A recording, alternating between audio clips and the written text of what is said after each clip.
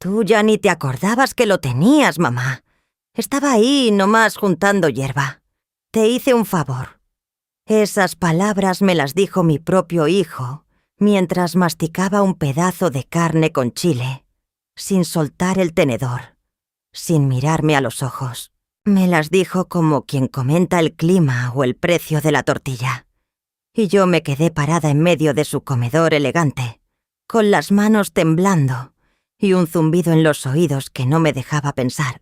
Pero déjenme empezar por el principio, por el momento exacto en que mi mundo se partió en dos, como se parte una olla de barro cuando cae al piso. Soy refugio. Todos me dicen Cuca.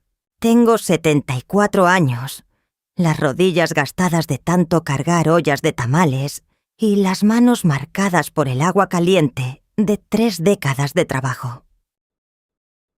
Soy viuda de albañil, analfabeta de escuela pero no de vida. Y hasta hace 3 meses creía que tenía algo que dejarle a este mundo cuando me fuera. Un terreno.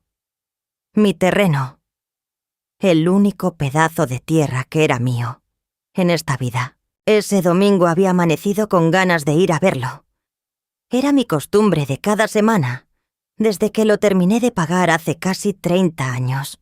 Me levantaba temprano.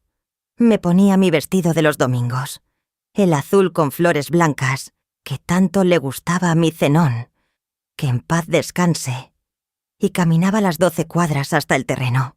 No había nada construido, solo un mezquite que plantamos juntos el día que firmamos las escrituras y una barda de piedra a medio hacer que él empezó antes de que la diabetes se lo llevara.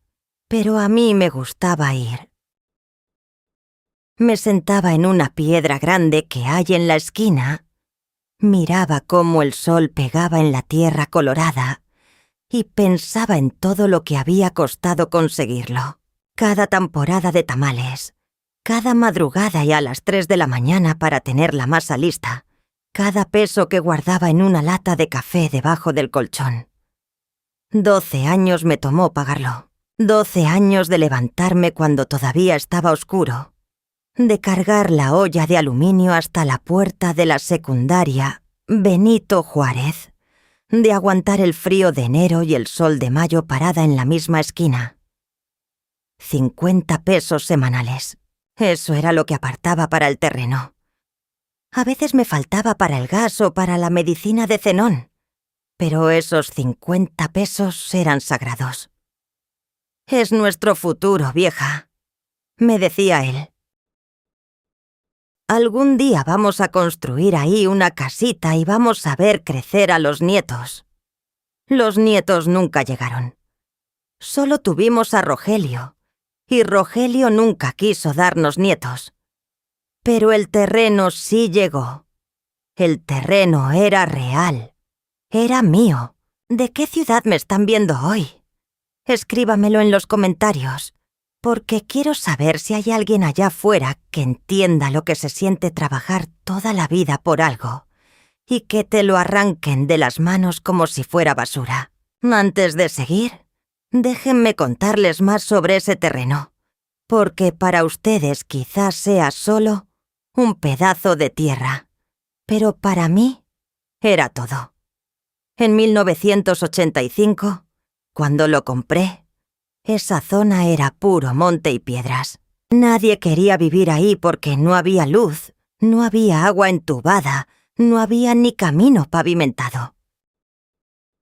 El único autobús que pasaba lo hacía una vez al día, a las 6 de la mañana. Y si lo perdías, tenías que caminar 2 horas bajo el sol para llegar al centro. Pero Zenón y yo vimos algo que los demás no veían. Vimos futuro. El ingeniero que nos vendió el terreno, un hombre chaparro con bigote de morsa que olía a loción de lavanda, nos mostró un mapa con líneas rojas y azules. «Miren», nos dijo, «estas líneas son la carretera nueva que van a construir, y estas de acá son las líneas del drenaje. En 10 años esto va a ser otra cosa». Tenía razón. Pero nosotros no esperamos 10 años. Esperamos 40. Y en esos 40 años, la ciudad creció como un animal hambriento.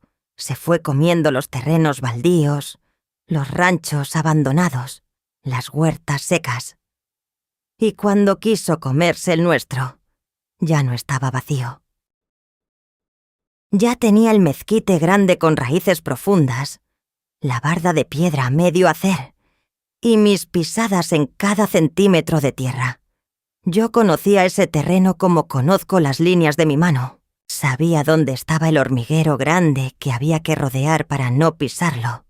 Sabía cuál era la piedra buena para sentarse, porque no tenía filos, y se calentaba bonito con el sol de la mañana. Sabía en qué esquina crecían las flores silvestres después de las lluvias de julio, amarillas y moradas, como si alguien las hubiera pintado. 30 años de visitas, 30 años de ir cada domingo sin falta, llueva o truene, a ver cómo seguía mi pedacito de mundo. A veces llevaba una escoba vieja y barría las hojas secas, a veces arrancaba las hierbas que crecían cerca de la barda. A veces nomás me sentaba así a escuchar el viento entre las ramas del mezquite, ese sonido que me recordaba la voz de Zenón cuando me cantaba en las noches de calor. Ese terreno era lo único que me quedaba de él, lo único tangible, quiero decir, porque los recuerdos se desvanecen, las fotos se amarillean, las voces se olvidan. Pero la tierra permanece, la tierra es testigo. Ese domingo caminé despacio porque las rodillas ya no me dan para correr. Iba pensando en que el mezquite ya debía estar bien grandote, en que quizás este año sí me animaba a poner una reja, aunque fuera de madera. Iba contenta, con el sol de la mañana calentándome la espalda y el olor a tierra mojada que siempre hay después de las lluvias de agosto. Pero cuando llegué a la esquina donde empieza mi terreno, algo estaba mal. Había una cadena nueva en la entrada. Un candado brillante que yo nunca había visto, y clavado en un poste de madera, un letrero blanco con letras rojas que me heló la sangre. Propiedad privada. Próxima construcción. Me acerqué despacio, como quien se acerca a un animal muerto en el camino, con miedo de lo que va a encontrar. Mis manos buscaron el alambre de púas que siempre había estado ahí, el que Zenón puso hace tantos años. Las espinas me cortaron la palma. Sentí el piquete, el ardor, y luego vi la sangre goteando sobre la tierra. Mi sangre sobre mi tierra. Pero la tierra ya no era mía. Las rodillas me fallaron. Me agarré del poste para no caerme, pero el cuerpo ya no me respondía. Me quedé ahí, colgada del alambre como ropa tendida, mirando el letrero sin poder entender las palabras. Propiedad privada. ¿De quién? Si esa propiedad era mía. Yo tenía los papeles. Yo tenía las escrituras guardadas en mi casa, en la lata de galletas Marías que mi madre me heredó antes de morirse. No sé cuánto tiempo estuve ahí parada. El sol subió y empezó a desapegarme en la cabeza. Una vecina que pasaba me preguntó si estaba bien, si necesitaba agua. Le dije que no, que gracias, que ya me iba. Pero no me fui a mi casa. Me fui a la casa de mi hijo. Rogelio vive en la Colonia Nueva, en una casa de 2 pisos con cochera para 2 carros y un jardín que su esposa Marlene cuida con más dedicación que a sus propios hijos, si es que algún día los tienen. Llegué sudando, con la mano todavía sangrando envuelta en mi pañuelo, con el vestido manchado de tierra y el corazón latiéndome en la garganta. Toqué el timbre. Nadie contestó. Volví a tocar. Escuché la voz de Marlene adentro. ¿Quién es? Soy yo, Cuca, la mamá de Rogelio. Contesté. Hubo un silencio largo antes de que abrieran. Marlene apareció en la puerta con esa sonrisa de compromiso que siempre me dedica, como si le doliera la cara de fingir amabilidad. Llevaba una bata de seda y el cabello recogido en un chongo flojo. ¡Ay, suegra! ¡Qué sorpresa! Pase, estamos desayunando. Entré a la casa que olía a café caro y a tocino frito. Rogelio estaba sentado en la mesa del comedor, con su plato de huevos revueltos y su teléfono en la mano, como siempre. Ni siquiera levantó la vista cuando entré. «Hola, mamá», dijo masticando. «¿Qué te trae por aquí tan temprano?» Me quedé parada en la entrada del comedor, sin saber cómo empezar. Las palabras se me atoraban en la garganta como tamales mal envueltos. «Rogelio», dije por fin. Mi voz sonaba rara, como si viniera de muy lejos. Fui al terreno. «Ajá», contestó él sin dejar de ver su teléfono. «Hay un letrero, Rogelio. Dice propiedad privada. Hay una cadena nueva. ¿Qué está pasando?» Fue entonces cuando mi hijo dejó el tenedor en el plato. No con delicadeza, sino con un golpe seco que hizo temblar los vasos. Levantó la vista y me miró con esa expresión que yo conocía bien, la misma que ponía de niño cuando lo cachaba en una mentira, una mezcla de fastidio y de cálculo. «Ay, mamá, siéntate», dijo señalando una silla. «¿Quieres café?» «No quiero café. Quiero que me expliques qué está pasando con mi terreno». Marlene se escabulló hacia la cocina murmurando algo de preparar más pan tostado. Rogelio se recargó en su silla, cruzó los brazos y me miró como si yo fuera una niña pequeña que no entiende las cosas de los adultos. «Mamá, el terreno se vendió». Las palabras me golpearon como un balde de agua la esas helada. El zumbido en los oídos regresó, más fuerte que antes. Sentí que la habitación daba vueltas, que el piso se movía debajo de mis pies. «¿Cómo que se vendió?», susurré. «Las escrituras están en mi casa. Yo no vendí nada». Rogelio suspiró. Ese suspiro largo y exagerado que usan los que creen que el mundo está lleno de tontos menos ellos. «Mamá, por favor». «Sí, vendí el terreno. Pero tú ya ni te acordabas que lo tenías. Estaba ahí nomás, juntando hierba, sin producir nada. Te hice un favor». «¿Un favor?» Mi voz salió como un graznido. «¿Me hiciste un favor vendiendo lo único que tengo?» «¿Con qué derecho, Rogelio? Ese terreno es mío. Lo pagué yo, peso a peso». Él se encogió de hombros como si estuviéramos discutiendo sobre qué cenar. «Mamá, hace años me diste un poder notarial para manejar tus cosas. ¿Ya no te acuerdas? Es que ya estás grande. Se te olvidan las cosas». El poder notarial. Claro que me acordaba. Hace 5 años Rogelio me llevó al notario. Me dijo que era para ayudarme con los trámites del agua, para que no tuviera que hacer filas yo sola. «Necesito una firma tuya para que yo pueda hacer los pagos, mamá. Así no te molestas». Y yo firmé. Bueno, no firmé porque yo no sé escribir mi nombre. Puse mi huella digital, la del pulgar derecho, manchada de tinta negra, en un papel que no me leyeron completo. Pero ese poder era para los recibos del agua, Rogelio, no para vender mis propiedades. Él sonrió.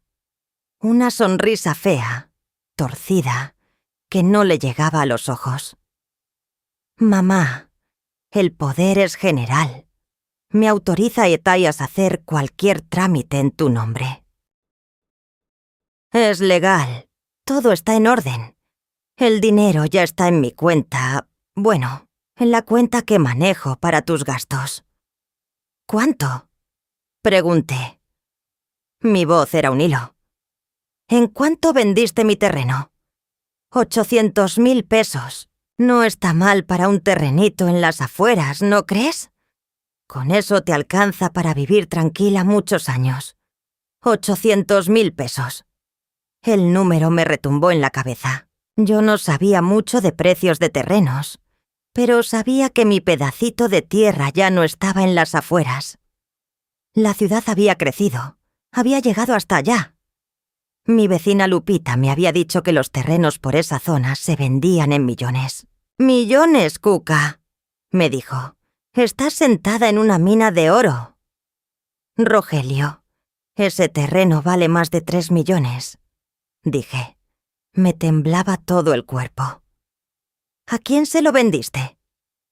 Él volvió a tomar su tenedor y pinchó un pedazo de tocino. «A un inversionista. Alguien que va a construir departamentos. No te preocupes por los detalles, mamá. Yo me encargo de todo. Quiero ver los papeles. Quiero ver quién compró mi terreno». Marlene apareció de nuevo, trayendo una jarra de jugo de naranja que nadie le había pedido. «Suegra, no se altere», dijo con esa voz melosa que usaba cuando quería algo. «Rogelio solo está cuidando sus intereses. Usted ya no está en edad de andar preocupándose por terrenos y escrituras. Déjelo que él se encargue». «Yo no soy su suegra», le dije mirándola a los ojos. «Soy la mamá de su esposo. Y ese terreno no era de Rogelio para venderlo». Rogelio golpeó la mesa con la palma de la mano. «Ya basta, mamá. Lo hecho está. El terreno ya tiene nuevo dueño y punto. Si quieres, puedo darte un poco de dinero cada mes para tus gastos, como una pensión.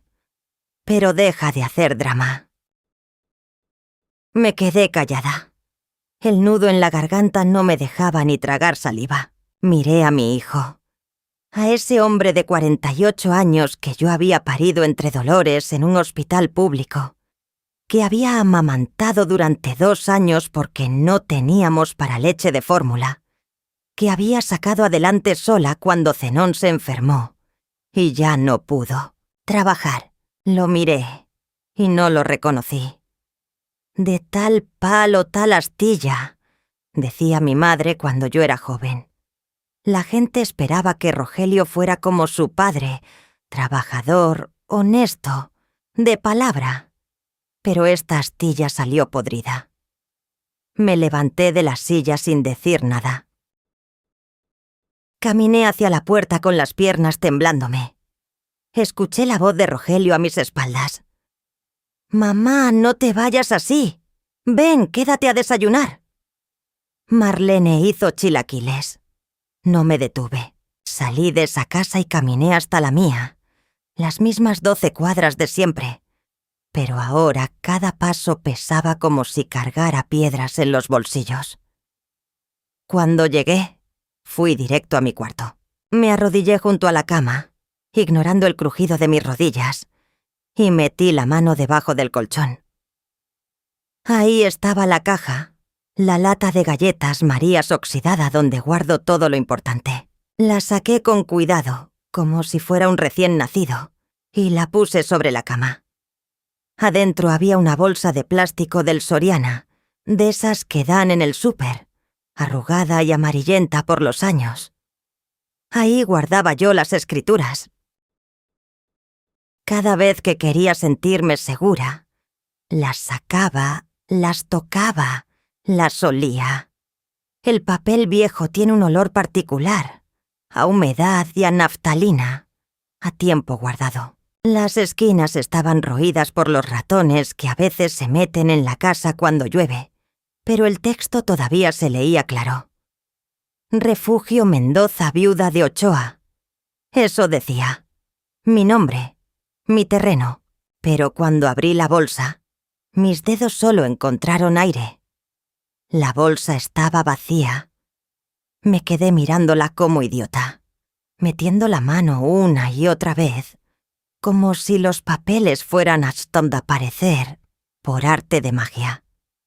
Pero no había nada, ni las escrituras, ni la copia del acta de matrimonio que guardaba ahí, ni la fe de bautismo de Rogelio. Mi hijo no solo había vendido mi terreno. Había entrado a mi casa, había buscado debajo de mi cama, había abierto mi lata de galletas y se había robado mis papeles. Los papeles de toda mi vida. Me imaginé la escena. Rogelio entrando con su llave, la que le di hace años para emergencias, esperando a que yo saliera a misa o al mercado, caminando por mi casa en silencio, como un ladrón, aunque esta fuera la casa donde él creció, donde aprendió a caminar, donde celebramos sus cumpleaños y su graduación, entrando a mi cuarto, arrodillándose junto a mi cama como yo lo hacía cada noche para rezar. Pero él no rezaba. Él metía la mano debajo del colchón buscando mi tesoro, encontrando la lata oxidada, abriéndola, sacando la bolsa de plástico arrugada, revisando los papeles uno por uno bajo la luz de la ventana, seleccionando los que necesitaba, llevándoselos en su portafolio de cuero fino, mientras yo compraba verduras en el tianguis sin sospechar nada. ¿Cuántas veces lo hizo? ¿Una vez? ¿Varias? ¿Cuántas veces entró a mi casa a robarme mientras yo le guardaba tamales en el refrigerador para que se los llevara? El pensamiento me revolvió el estómago. Sentí arcadas, como si mi cuerpo quisiera expulsar no solo la comida, sino la traición misma. Me senté en el piso, recargada contra la cama, con la lata vacía en el regazo. No lloré. Las lágrimas no salían, como si estuvieran atoradas en algún lugar profundo de mi cuerpo. Solo me quedé ahí, mirando la pared descascarada, escuchando el tic-tac del reloj de la sala y el ladrido lejano de los perros del vecino. No sé cuántas horas pasé en ese piso. Cuando me di cuenta, ya estaba oscuro afuera y me dolían todos los huesos del cuerpo. Me levanté como pude, agarrándome del colchón, y fui a la cocina a prepararme un té de manzanilla. Las manos me temblaban tanto que derramé la mitad del agua sobre la estufa. Esa noche no dormí. Me quedé sentada en la mecedora de la sala, esa que era de mi madre, y de la madre de mi madre antes, meciéndome despacio en la oscuridad, pensando en todos los años de sacrificio, en las madrugadas frías esperando el camión que me llevaba al mercado a comprar la carne para los tamales, en las manos agrietadas por el agua caliente, en el olor a manteca que se me quedaba pegado en el pelo y en la ropa, en los pies hinchados de tanto estar parada en la misma esquina, en los insultos de los borrachos que pasaban a medianoche, en los policías que me pedían mordida para dejarme vender en paz. Todo eso por un terreno, por 800 metros cuadrados de tierra colorada en las afueras de Querétaro. Por un sueño que Zenón y yo compartíamos mientras él todavía podía caminar, mientras todavía podía abrazarme en las noches frías y decirme que todo iba a estar bien. ¿Alguna vez han trabajado tanto por algo que se vuelve parte de ustedes? Algo que no es solo un objeto o una propiedad, sino un pedazo de su alma. Cuéntenme en los comentarios, porque yo necesito saber que no estoy loca, que es normal sentirse así cuando te arrancan de las manos lo único que tenías. Los días siguientes fueron un borrón de confusión y rabia. Fui al registro público de la propiedad, ese edificio gris en el centro de la ciudad donde huele a papel viejo y a desesperación. Hice fila durante 3 horas detrás de una señora que olía a perfume barato y un joven que no dejaba de ver su teléfono. Cuando por fin llegué a la ventanilla, una empleada con lentes de fondo de botella y expresión de aburrimiento me preguntó qué se me ofrecía.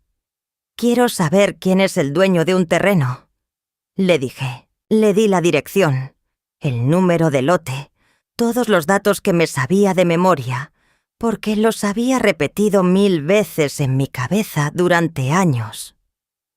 La muchacha tecleó en su computadora durante lo que pareció una eternidad. Luego se quitó los lentes, los limpió con su blusa y me miró con esa mezcla de lástima y fastidio que la gente joven reserva para los viejos. «Señora», me dijo, «ese terreno se vendió hace 3 meses. Aquí está registrado el nuevo propietario. ¿Es usted familiar?» «Era mío», le dije. «Era mi terreno. Yo lo pagué». Ella se arqueó las cejas. «Pues aquí dice que la venta fue legal, con escrituras notariadas y todo. El vendedor fue...» Revisó la pantalla. «Rogelio Ochoa Mendoza, como apoderado de Refugio Mendoza, viuda de Ochoa». «¿Es usted Refugio Mendoza?» «Sí, soy yo, pero yo no autoricé ninguna venta». La muchacha suspiró. «Señora, si su apoderado tenía un poder general, la venta es válida. Tendría que hablar con un abogado si cree que hubo fraude, pero legalmente». Se encogió de hombros. «Legalmente el terreno ya no es suyo». Salí del edificio con las piernas de trapo. El sol de mediodía me pegaba en la cara, pero yo sentía frío. Un frío que venía de adentro, de un lugar donde el sol no llega. Caminé sin rumbo por las calles del centro, pasando frente a las tiendas y los puestos de comida sin verlos realmente. La gente me esquivaba como si fuera un estorbo, una piedra en el camino. Llegué a la plaza principal y me senté en una banca. Los pájaros revoloteaban alrededor de una señora que les tiraba migajas de pan. Los niños corrían y gritaban jugando a las atrapadas. La vida seguía, normal y ruidosa, mientras la mía se derrumbaba en silencio. Fue entonces cuando saqué mi celular, ese aparato que apenas sé usar y que solo tengo, porque Rogelio insistió en comprármelo hace años. «Para que me llames si necesitas algo, mamá», me dijo. Ahora entendía que era para poder localizarme, para saber dónde estaba y cuándo no iba a estar en casa. Para poder entrar a robar mis papeles mientras yo andaba en misa o en el mercado. Busqué en la agenda el nombre que necesitaba. Toño, Antonio Gutiérrez, mi ahijado. El hijo de Esperanza, mi comadre que murió cuando él tenía 8 años. Yo lo crié junto con Rogelio, los dos juntos como hermanos aunque no compartieran sangre. Le di de comer cuando su padre se perdía en las cantinas, lo llevé a la escuela cuando no tenía zapatos, le pagué los libros con dinero de mis tamales. Recuerdo el día que Esperanza murió. Fue un martes de agosto, con un calor que derretía el asfalto. El cáncer se la llevó en 6 meses, desde que le encontraron la bolita en el pecho hasta que cerró los ojos por última vez en el cuarto del hospital, que olía a cloro y a tristeza. Toño tenía 8 años y estaba parado junto a la cama, agarrando la mano de su mamá, sin entender todavía que ya no ibas a despertar. El padre de Toño, Ramiro, apareció al funeral borracho. Lloró mucho. Hizo promesas de cambiar, de cuidar al niño, de ser mejor hombre. Duró 3 semanas. A la 4ª ya estaba otra vez en la cantina, dejando a Toño solo en la casa sin comida ni dinero para la escuela. Yo no lo pensé 2 veces. Fui a buscar al niño y me lo traje a mi casa. Ramiro ni siquiera protestó. Creo que hasta se alivió de no tener que cargar con la responsabilidad. A los 3 días de tener a Toño viviendo conmigo, me vine a enterar de que Ramiro había vendido la casa de Esperanza para pagar sus deudas de juego y se había largado al norte sin despedirse de nadie. El juego, siempre el juego, como un veneno que pasa de generación en generación, de padre a hijo, destruyendo todo a su paso. Ramiro lo perdió todo por el juego. Y ahora, 40 años después, mi propio hijo había caído en lo mismo. El diablo tira la cuerda por donde sabe que va a jalar. Toño creció en mi casa como si fuera mi segundo hijo. Lo traté igual que a Rogelio, con los mismos tacos de frijoles para el desayuno, el mismo uniforme remendado para la escuela, las mismas nalgas hasta cuando se portaba mal. Pero desde chico se notaba que eran diferentes. Rogelio siempre quería más. Siempre miraba lo que tenían los vecinos con envidia. Toño, en cambio, agradecía cada plato de comida, cada camisa usada que le conseguía, cada peso que le daba para el camión. Toño había salido bueno. Estudió leyes en la universidad pública. Se recibió de abogado y ahora tenía su propio despacho en la zona bonita de la ciudad. Se especializaba en bienes raíces, en compra y venta de terrenos y casas. Era el único que podía ayudarme. Marqué su número con dedos temblorosos. El teléfono sonó una vez, 2 veces. ¿Bueno? Su voz era la misma de siempre, grave y tranquila. «Toño, mijo, soy yo, tu madrina Cuca». «¡Madrina! Qué gusto escucharla. ¿Cómo está? ¿Todo bien?» «No, Toño. No estoy bien. Necesito hablar contigo. Es sobre mi terreno». Hubo un silencio al otro lado de la línea. Un silencio extraño, cargado de algo que no supe identificar en ese momento. «Madrina», dijo por fin, y su voz sonaba diferente, más seria. «Necesito que venga a mi oficina. Hoy, si puede. Hay algo que tiene que saber». «¿Qué cosa, Toño? ¿Qué pasa?» «Venga, madrina. Es mejor que hablemos en persona. Yo compré ese terreno». Las palabras me dejaron muda. Mi ahijado, el niño que yo había criado, el hombre que me llamaba madrina con cariño cada vez que me veía. Él había comprado mi terreno. «Toño», dije con un hilo de voz, «¿tú también me traicionaste?» «No, madrina. Por Dios que no. Véngase para acá y le explico todo. Confíe en mí. Por favor». Colgué el teléfono y me quedé mirando la pantalla sin ver nada. Ya no sabía en quién confiar. Mi propio hijo me había robado. ¿Por qué Toño sería diferente? La sangre de tu sangre te apuñala por la espalda. ¿Qué esperas de los demás? Pero no tenía opciones. Toño era abogado. Si alguien podía decirme qué hacer, era él. Me levanté de la banca, me sacudí la falda y caminé hacia la parada del camión. La oficina de Toño estaba en un edificio de cristal, cerca del centro comercial grande. Había plantas en la entrada. Una recepcionista joven con audífonos y cuadros de arte moderno en las paredes. Todo muy diferente a la casa de adobe donde él creció, donde a veces no había ni para frijoles. La recepcionista me miró con desconfianza cuando le dije que venía a ver al licenciado Gutiérrez. Llevaba mi vestido azul de los domingos, el mismo con el que había ido al terreno esa mañana, ahora manchado de tierra y sudor. Seguro pensó que era una limosnera confundida. Pero entonces Toño salió de su oficina.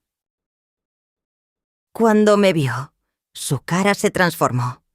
Corrió hacia mí y me abrazó con fuerza, ese abrazo de oso que me daba desde niño. «Madrina», dijo apretándome contra su pecho.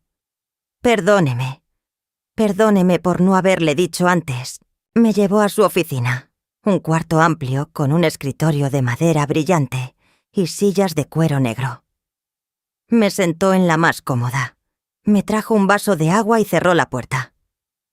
«Cuénteme todo, madrina», dijo sentándose frente a mí. Desde el principio. Y le conté. Le conté sobre el letrero en el terreno, sobre la visita y cascasa de Rogelio, sobre la lata vacía de galletas, sobre la empleada del registro público. Hablé sin parar durante casi 1 hora, y él escuchó en silencio, asintiendo de vez en cuando, tomando notas en una libreta. Cuando terminé, Toño se quedó callado un momento. Se frotó la cara con las manos, como hacía de niño cuando estaba preocupado. «Madrina», empezó a decir, y su voz era grave, cuidadosa. «Lo que le voy a contar es difícil, pero necesita saberlo. Dime, mijo. Ya nada puede ser peor que lo que ya sé». Toño sacó una carpeta de su escritorio. Era gruesa, llena de papeles. Me la puso enfrente. Hace 3 meses, Rogelio me contactó. Me ofreció su terreno, madrina. Dijo que usted había decidido venderlo porque ya no podía mantenerlo, que necesitaba el dinero para una operación de la rodilla. ¿Una operación? Yo nunca he necesitado ninguna operación. Lo sé, madrina. Lo supe desde el momento en que vi el precio. 800.000 pesos por un terreno que vale más de 3 millones. Nadie vende así a menos que esté desesperado o esté haciendo algo chueco. ¿Y por qué lo compraste, Toño? Él me miró a los ojos. Precisamente por eso, madrina. Porque sabía que algo estaba mal. Ese terreno era suyo. Yo lo sabía. Usted me llevaba ahí de niño, ¿se acuerda? Me contaba cómo lo estaban pagando poco a poco. Cómo iban a construir una casita algún día. Ese terreno era su sueño. Sentí un nudo en la garganta. Toño se acordaba. Él sí se acordaba. Cuando Rogelio me lo ofreció. Continuó Toño. Mi primer instinto fue rechazarlo y llamarla a usted. Pero entonces pensé, si yo no lo compro, lo vaya a vender a otro. Y ese otro no va a tener ningún reparo en quedárselo. Al menos si lo compro yo, el terreno queda en manos de alguien que la quiere. Alguien que puede devolverlo. ¿Devolvérmelo? Toño asintió. Madrina, el terreno está a mi nombre legalmente. Pero siempre fue suyo. Yo lo compré para protegerlo. Tengo todos los papeles, todas las escrituras, todo. Y se lo voy a regresar. Pero antes... Hizo una pausa. Antes necesita saber lo demás. ¿Lo demás? ¿Qué más hay? Toño abrió la carpeta y sacó un documento. Me lo puso frente a los ojos. Era una copia de algo que parecía oficial, con sellos y firmas. Esto es lo que Rogelio presentó en el notario para vender el terreno. Es un poder notarial, sí. Pero mire esto, madrina. Mire la firma. Mire el papel. Ahí, en la parte de abajo, había una firma. Una firma escrita con pluma negra, con letras temblorosas pero legibles. Decía Refugio Mendoza. Pero yo no sé escribir mi nombre. Le dije a Toño. Yo siempre firmo con mi huella. Exacto. Madrina. Esa firma es falsa. Rogelio falsificó su firma. El aire se me atoró en los pulmones. Una cosa era que mi hijo hubiera abusado del poder notarial que yo le di. Eso era malo. Era una traición. Pero al menos tenía una base legal, por más torcida que fuera. Pero falsificar mi firma era otra cosa. Era un delito. Era fraude. Toño siguió hablando, pero yo apenas lo escuchaba. Mi mente estaba atrapada en ese papel, en esa firma que no era mía, en la letra temblorosa que alguien había trazado, pretendiendo ser yo. Y hay más, madrina, dijo Toño sacando otro documento. Cuando empecé a investigar, encontré esto. Era un contrato de crédito, un préstamo hipotecario de un banco grande, de esos que anuncian en la televisión. El préstamo estaba a nombre de Refugio Mendoza, viuda de Ochoa. A mi nombre. ¿Qué es esto? Pregunté sintiendo que el mundo se tambaleaba. Rogelio sacó un crédito a su nombre. Madrina. Usó el terreno como garantía antes de venderlo. Se embolsó el dinero del préstamo y luego vendió el terreno para tapar el hoyo. Usted no solo perdió su propiedad, también tiene una deuda de casi 500.000 pesos que nunca solicitó. Me llevé la mano al pecho. El corazón me latía tan fuerte que pensé que se me iba a salir. 500.000 pesos. Una cantidad que yo no podía ni imaginar, mucho menos pagar. 500.000 pesos. Para ponerlo en perspectiva, eso era como vender 10.000 órdenes de tamales. 10.000 madrugadas levantándome a las 3 de la mañana. 10.000 veces cargando la olla de aluminio por la calle oscura, mientras los perros ladraban y los borrachos silbaban.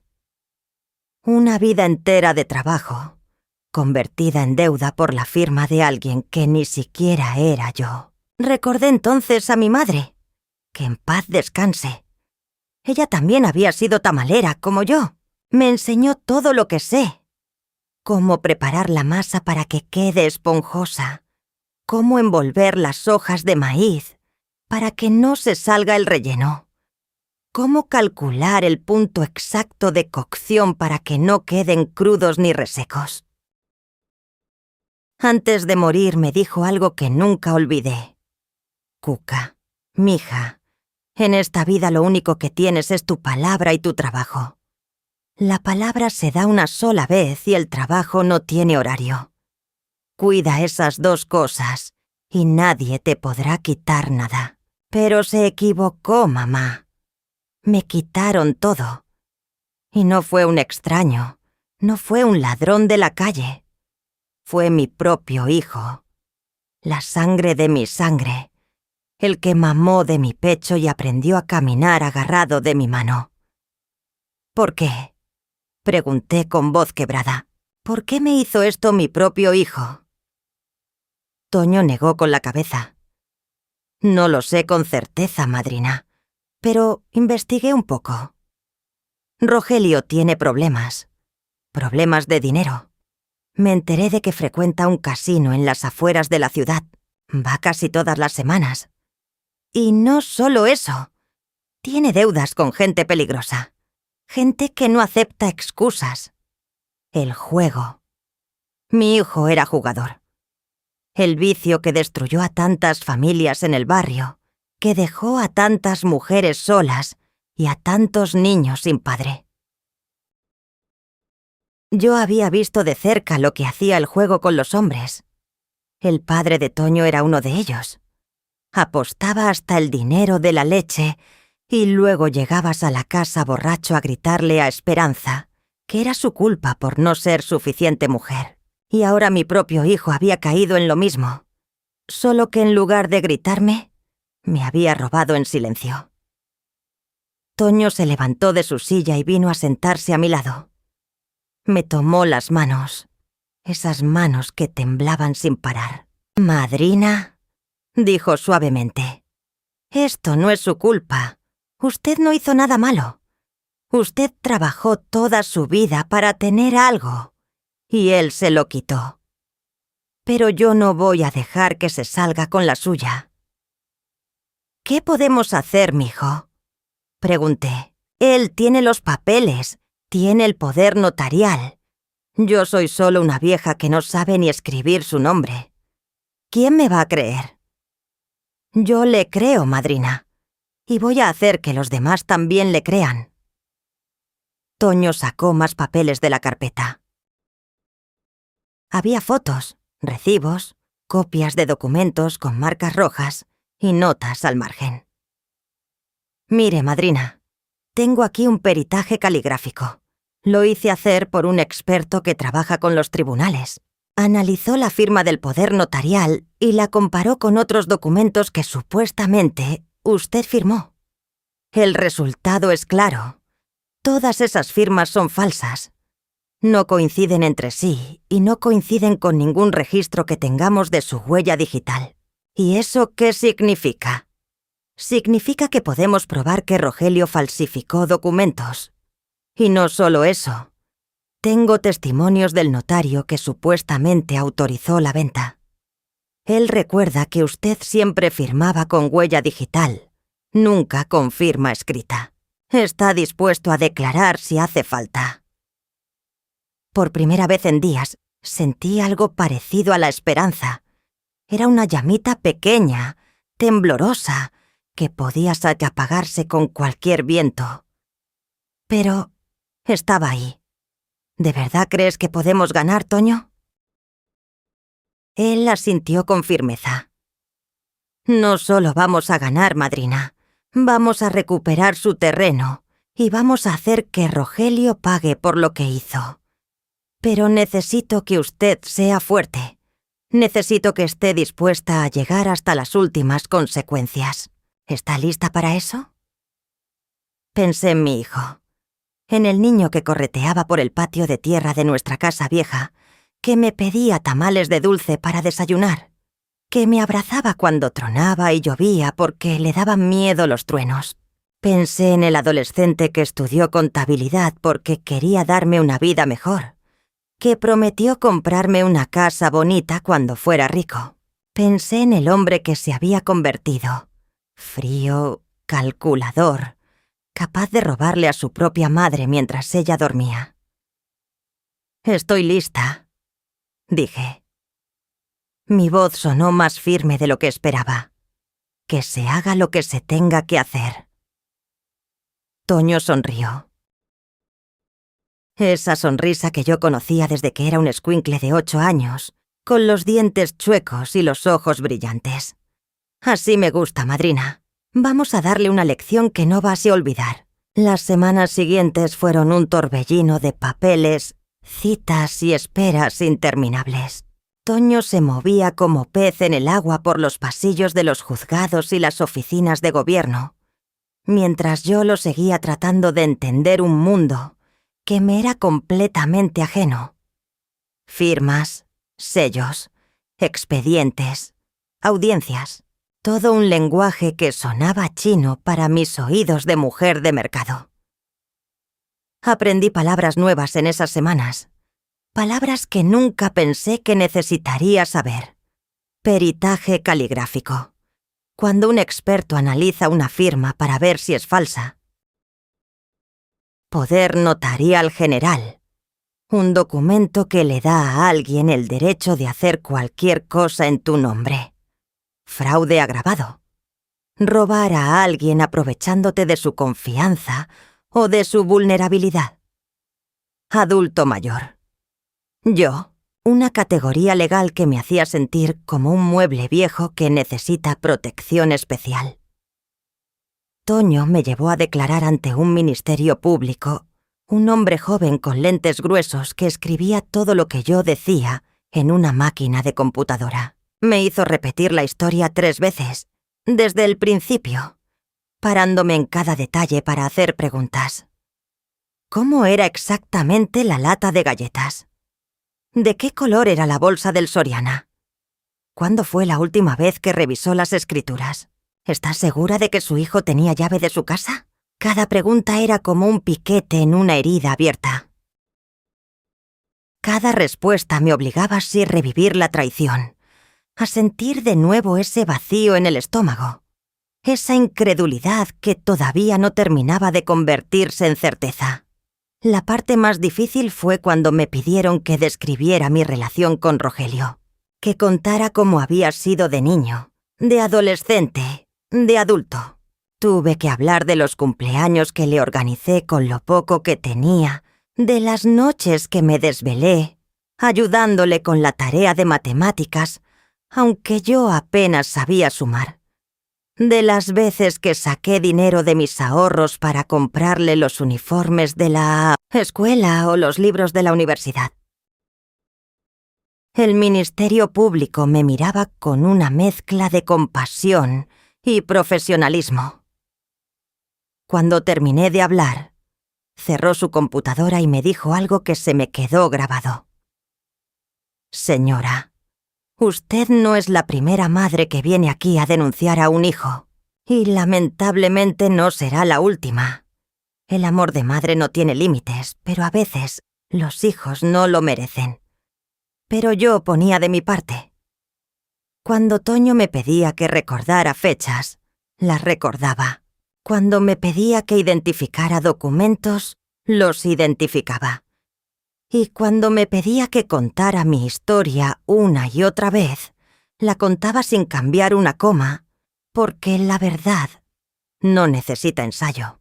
Rogelio, mientras tanto, no sabía nada de lo que estábamos haciendo. Siguió viviendo su vida de siempre, yendo al trabajo, cenando con Marlene, visitando el casino los fines de semana. No se dignó a llamarme ni una vez para preguntar cómo estaba, si necesitaba algo. Como si al vender mi terreno también me hubiera vendido a mí.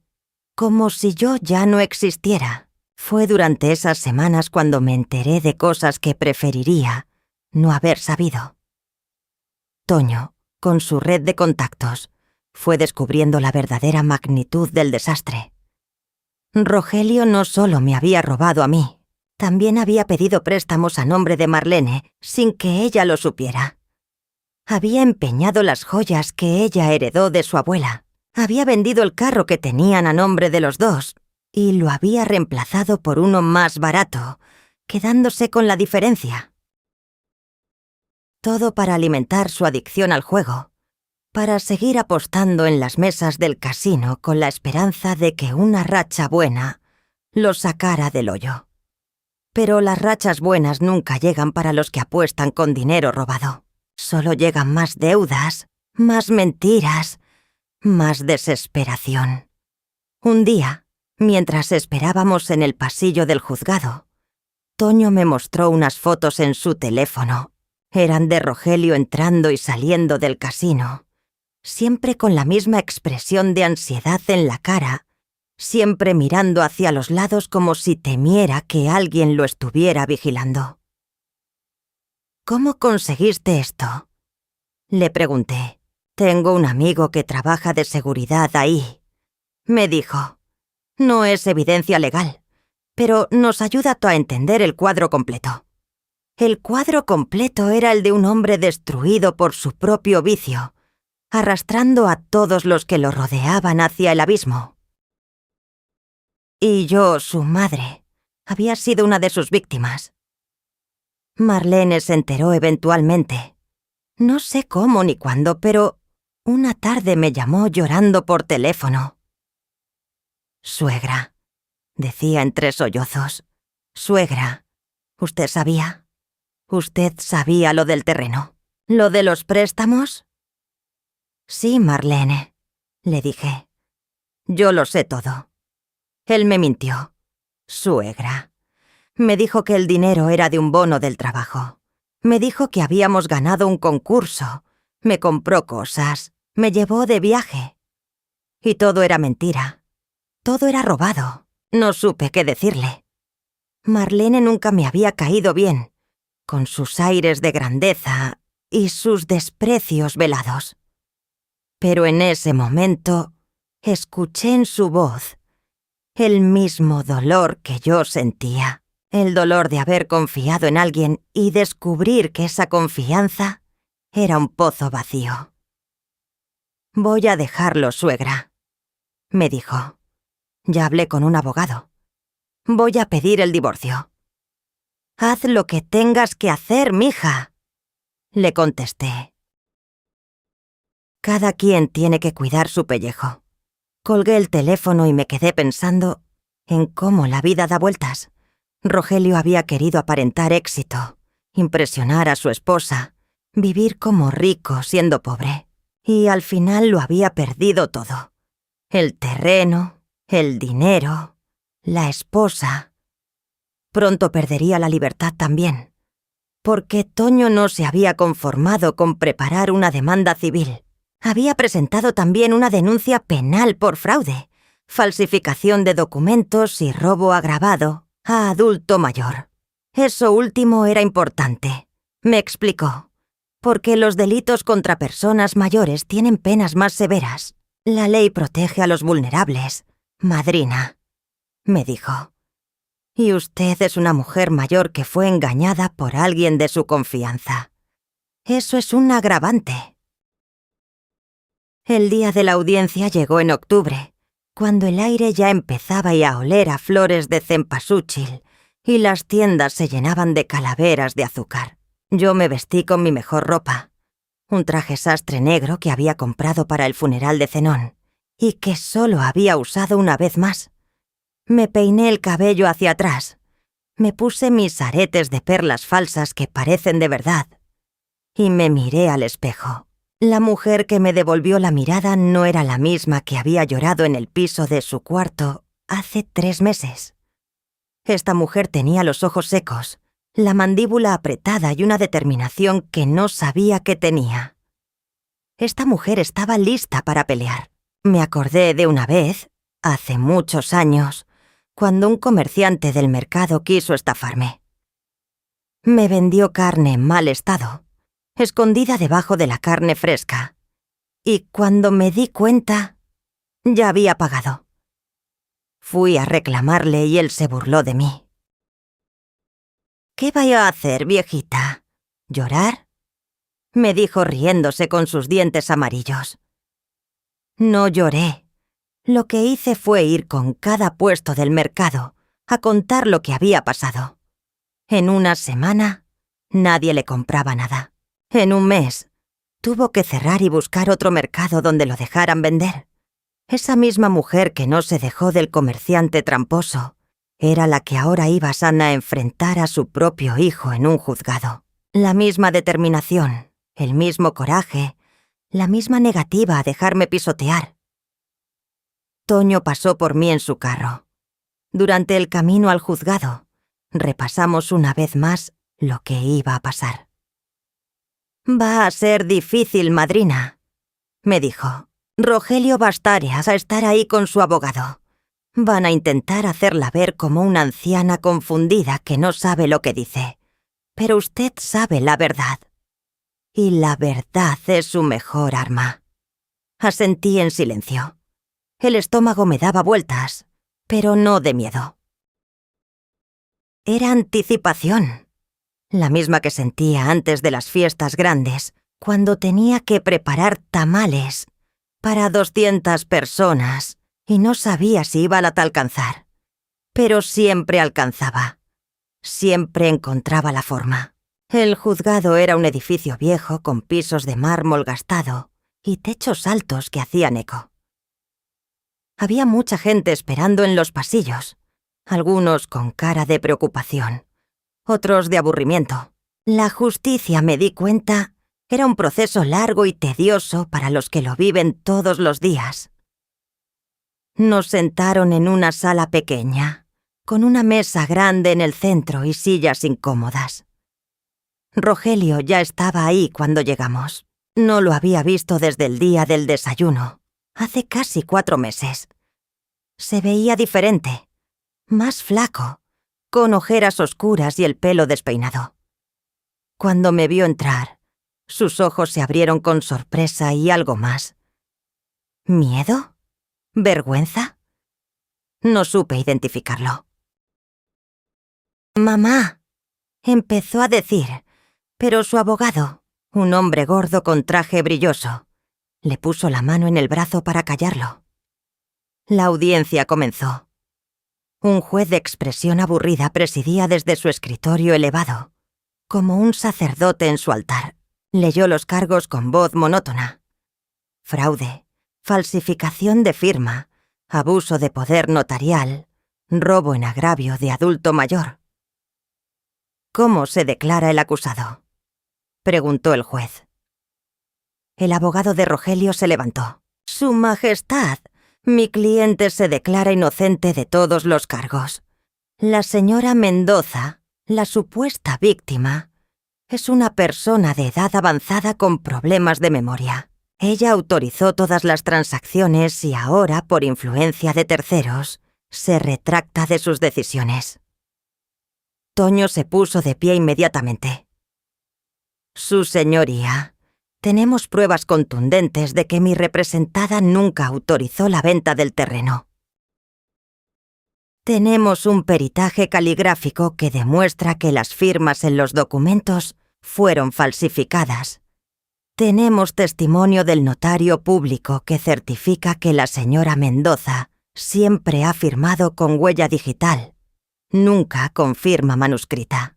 Y tenemos registros bancarios que prueban que el acusado utilizó el dinero de la venta para pagar deudas de juego personales. El juez revisó los documentos que Toño le presentó. Su cara fue cambiando poco a poco, de aburrida a interesada, de interesada a seria.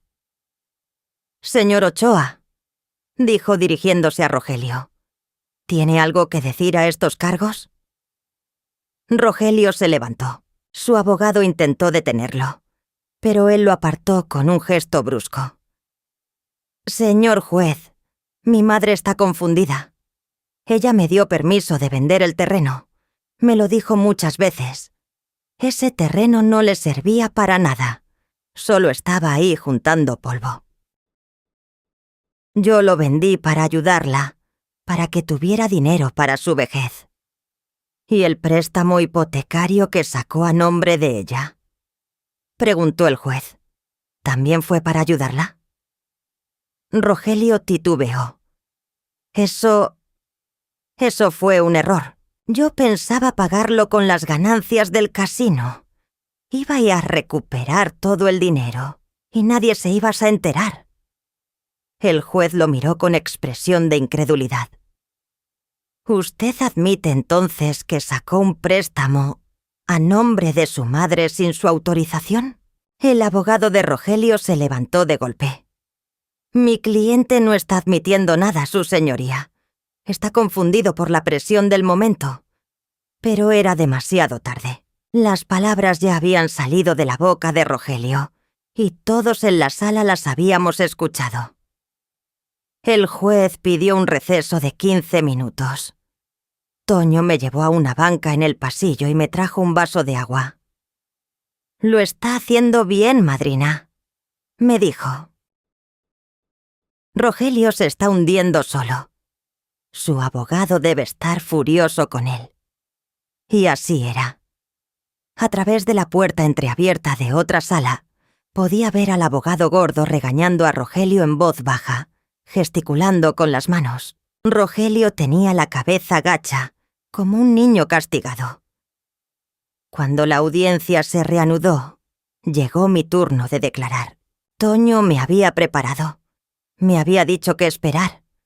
Pero nada te prepara realmente para sentarte frente a un juez y contar tu verdad, mientras tu propio hijo te mira desde el otro lado de la sala. «Señora Mendoza», dijo el juez, «por favor, cuéntenos con sus propias palabras lo que sucedió». Respiré hondo. Miré al juez, luego a Toño, luego a Rogelio. Mi hijo tenía los ojos rojos, como si hubiera llorado o no hubiera dormido en días. Quizás ambas cosas. Y empecé a hablar. Les conté todo. Les conté sobre los tamales, sobre las madrugadas, sobre los 50 pesos semanales que guardaba como oro.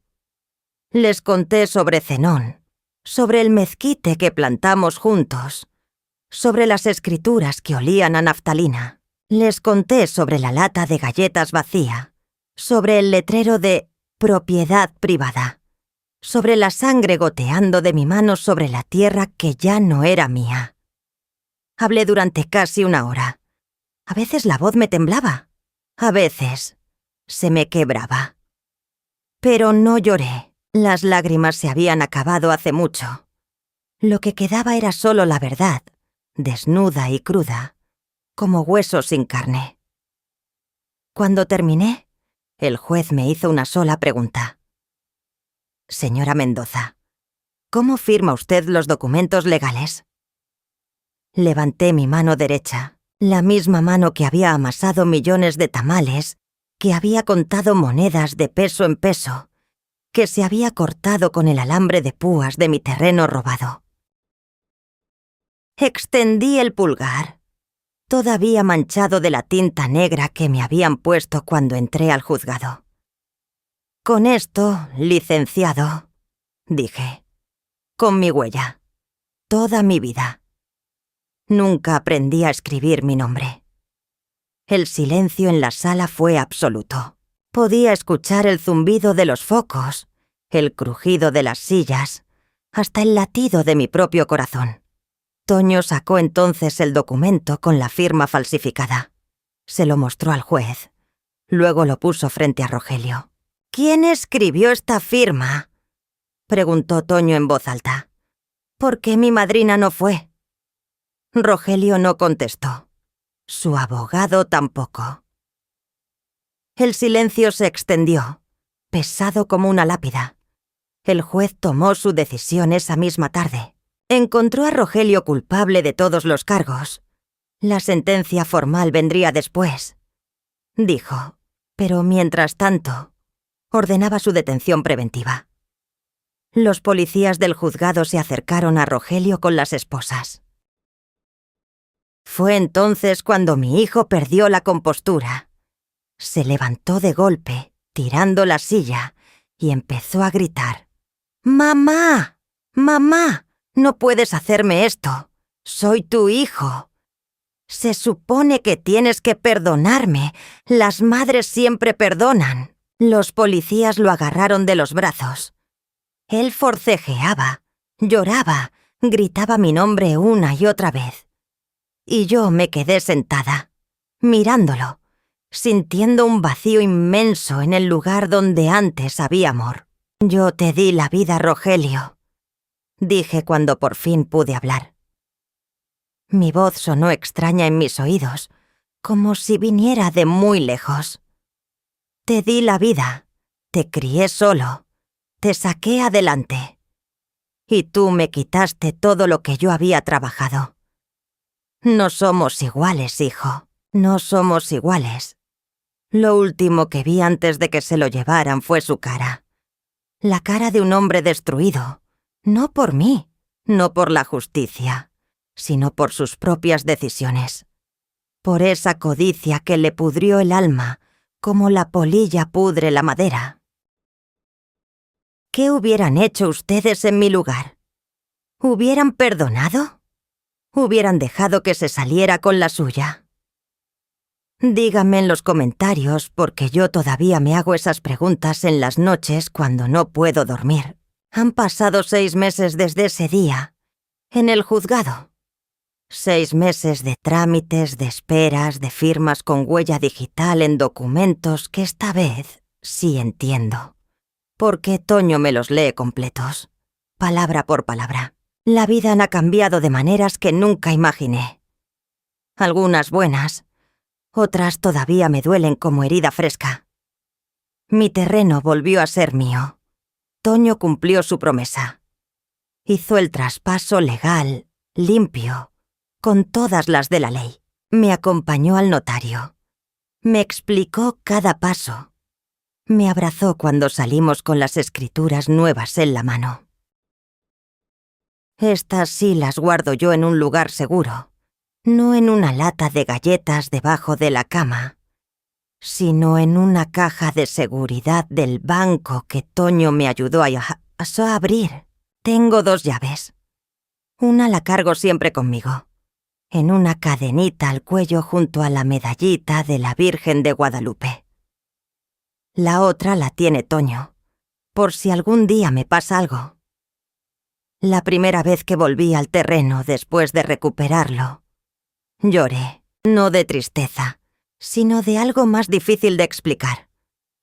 Alivio, quizás, o gratitud, o simplemente el peso de todas esas emociones que había guardado durante meses, finalmente saliendo de mi cuerpo, como agua de una presa reventada. Me senté junto al mezquite, ese árbol que Zenón y yo plantamos cuando era apenas una ramita flaca, y le hablé. Le conté todo lo que había pasado, como si él pudiera escucharme. Quizás sí podía. Quizás los muertos nos escuchan desde donde están, aunque no puedan contestar. «Ya volví, viejo», le dije a la tierra, al viento, a la memoria de mi esposo. Ya volví, y nadie me va a ir a sacar de aquí otra vez. Pero eso no fue todo. Resulta que el terreno, con todo el escándalo legal, llamó la atención de una empresa constructora seria. Vinieron a verme. Me ofrecieron un trato justo. Ellos construyen departamentos en una parte del terreno. Yo me quedo con 2 de ellos y con la otra parte intacta, donde sigue creciendo el mezquite de Zenón. Toño revisó el contrato con lupa. Aseguró que no hubiera trampas. Ahora tengo una casita pequeña en mi pedazo de terreno. Nada lujoso, solo 2 cuartos, una cocinita y un baño con agua caliente. Pero es mía, completamente mía. Nadie me la puede quitar. El departamento extra lo rentó. No a cualquiera, sino a una familia joven que Toño me presentó. Él y su esposa, ella embarazada de gemelos. Necesitaban un lugar cerca del trabajo de él. Y yo necesitaba sentir que mi terreno servía para algo bueno, para ayudar a alguien que lo merecía. Del dinero que me llega cada mes, una parte va a una cuenta de ahorro que Toño me abrió. Otra parte va a doña Carmen, la vecina que me ayudó cuando estuve tan mal que no podía ni cocinar. Y otra parte, una pequeña, la mando cada mes al reclusorio. Sí, al reclusorio, a la tiendita de ahí adentro, para que Rogelio pueda comprarse jabón, pasta de dientes, galletas. No lo hago por amor, o al menos no por el amor que sentía antes. Lo hago porque, a pesar de todo, sigue siendo mi hijo. Porque yo no soy como él. Yo no abandono a mi sangre aunque mi sangre me haya traicionado. Rogelio me escribe cartas. Una cada semana, puntual como reloj. Toño me las lee cuando viene a visitarme los domingos. Son cartas largas, llenas de arrepentimiento, de promesas de cambio, de súplicas de perdón. No le contesto. Todavía no. Quizás nunca. El perdón es algo que se gana con hechos, no con palabras bonitas en papel. Y Rogelio tiene mucho que demostrar antes de que yo pueda siquiera pensar en perdonarlo. Marlene sí lo dejó, como me había dicho. Se fue a vivir con sus padres en Guadalajara. A veces me manda mensajes por el teléfono, fotos de sus sobrinos, felicitaciones en mi cumpleaños. No somos amigas, pero tampoco enemigas. Ambas fuimos víctimas del mismo hombre, cada una a su manera. El otro día estaba sentada en mi banquita nueva, la que puse junto al mezquite, cuando Toño llegó con una sorpresa. Traía una libreta y unos lápices de colores. «Madrina», me dijo con esa sonrisa traviesa que tiene desde niño.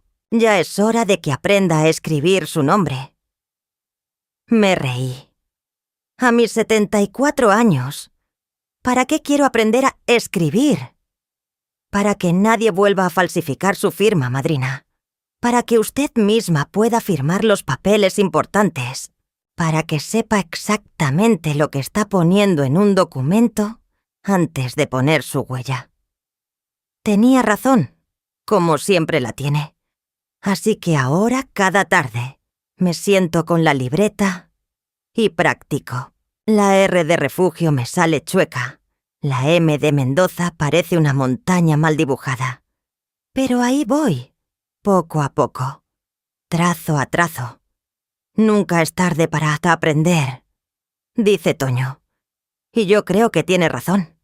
Mi propia sangre me robó lo único que tenía. 30 años de tamales, de madrugadas, de manos quemadas con agua hirviendo.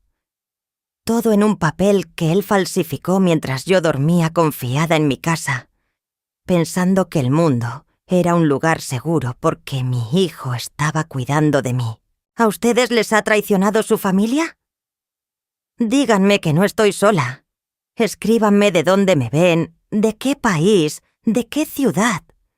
Quiero saber que hay mujeres como yo en todos lados. Mujeres que confiaron de más. Mujeres que se cayeron y volvieron a levantarse aunque las rodillas ya no les dieran para mucho. Si conocen a alguien que está pasando por algo así, una madre a la que su hijo le robó, una abuela a la que sus nietos abandonaron, una mujer mayor que está siendo engañada por su propia familia, compartan esta historia. Que sepan que no están solas. Que la edad no es debilidad, es experiencia. Y la experiencia, tarde o temprano, cobra. A veces, cuando me siento en mi banquita junto al mezquite a ver caer la tarde, pienso en Zenón, en lo que diría si pudiera verme ahora. Probablemente se reiría, con esa risa ronca que tenía, y me diría: «Te lo dije, vieja. Te dije que ese terreno iba a ser nuestra salvación». Y tenía razón. El terreno me salvó. Pero no como él pensaba. No fue la tierra ni el dinero lo que me salvó. Fue la pelea. Fue descubrir que todavía tenía fuerzas para defenderme. Que todavía había gente buena dispuesta a ayudarme. Que la justicia existe, aunque a veces se tarde en llegar. También pienso en mi madre, en cómo ella me enseñó a hacer tamales, parada junto al fogón de leña en la casa de adobe donde crecí. En cómo me decía que las mujeres de nuestra familia tenemos manos de oro y corazón de piedra. La piedra no es para ser duras, mija, me explicaba mientras molía los chiles en el metate. Es para aguantar, para no rompernos cuando la vida nos golpea. Tenía razón. Aguanté. No me rompí. Aunque hubo noches en que pensé que no ibas a poder levantarme al día siguiente. Me levanté.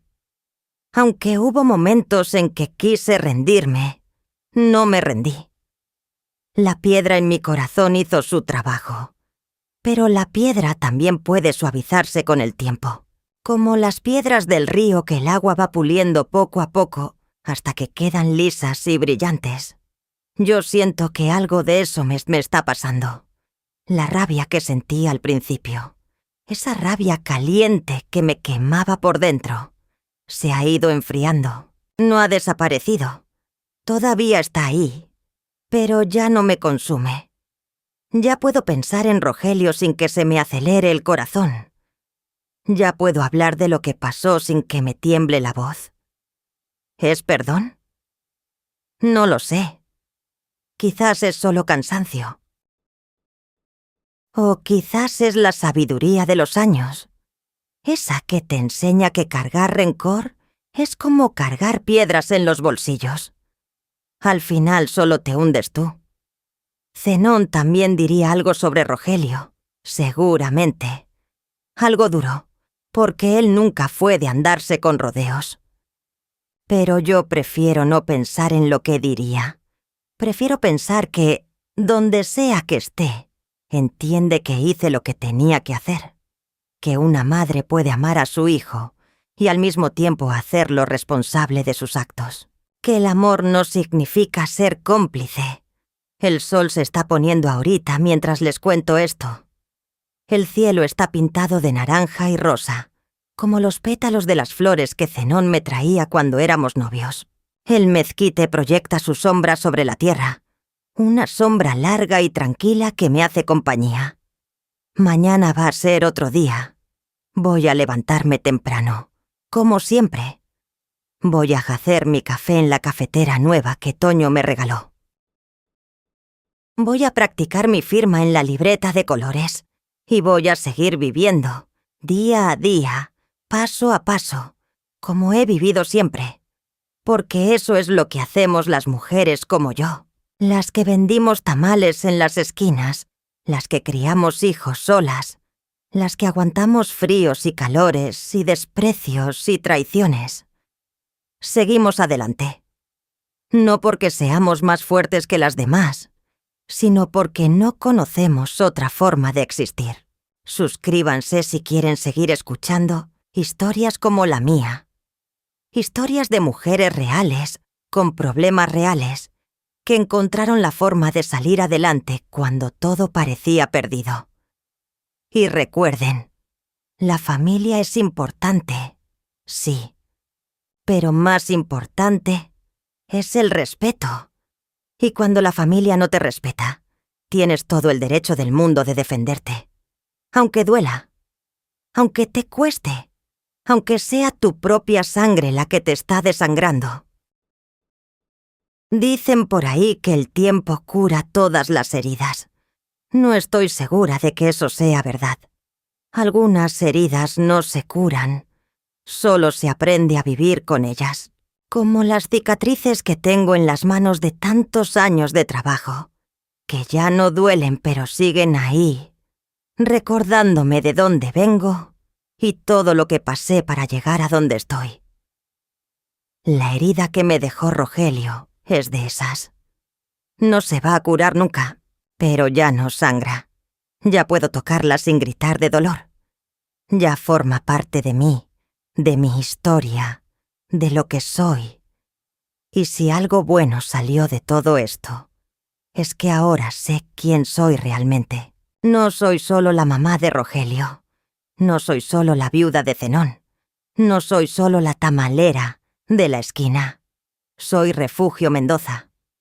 Una mujer que trabajó toda su vida, que perdió casi todo y lo recuperó, que aprendió a escribir su nombre a los 74 años. Una mujer que no se rinde. Yo soy Cuca, tengo 74 años. Y esta es mi historia. Gracias por escucharla.